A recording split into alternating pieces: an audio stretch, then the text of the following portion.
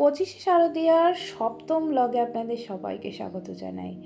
অষ্টমী অঞ্জলি complete, নবমীও complete. হ্যাঁ, আর এই ব্লগগুলো ঠিক আগে পরে মিশিয়েই আর কি দেওয়া, কারণ সব কিছু ব্লগ একসঙ্গে করা হলেও মিলিয়ে মিশিয়ে এগুলো করা।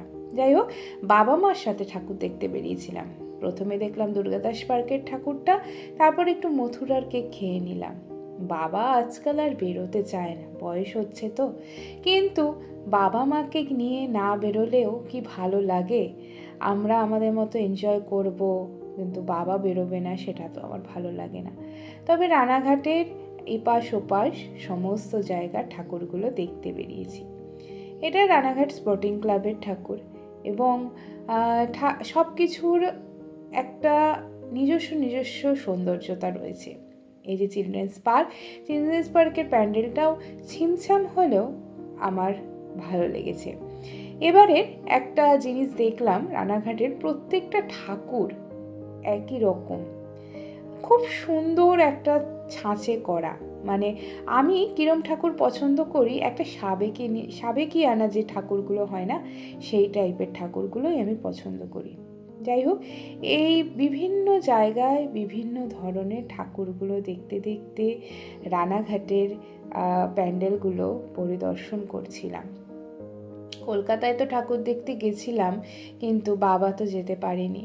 সত্যি আমার খুবই খারাপ লাগছিল যে বাবাকে যদি নিয়ে যেতে পারতাম। আমিও ভাবলাম যে হয়তো ভিড় হবে, কিন্তু ভিড় হয়নি। যাই হোক, সামনের বছর যদি ভগবান সুযোগ দেয়, গাড়ি করে ঠাকুর দেখার ইচ্ছে আছে বাবাকে নিয়ে যাওয়ার। কারণ সত্যি কথা বলতে, অনেক ছোটোবেলায় বাবা আমাদের নিয়ে গেছিলো, কিন্তু তারপর আর বাবাকে নিয়ে যাওয়া হয়নি।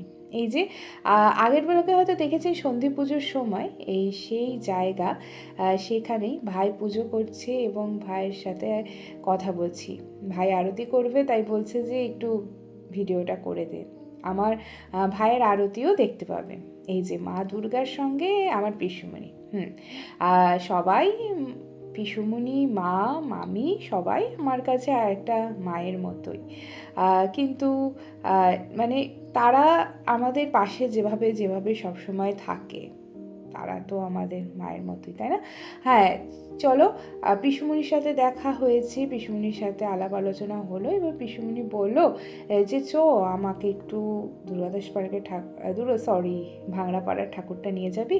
তো পিসুমণিরও বয়স হয়েছে, তাই মা আমি পিসুমণি মিলে ভাংড়াপাড়ার ঠাকুরটা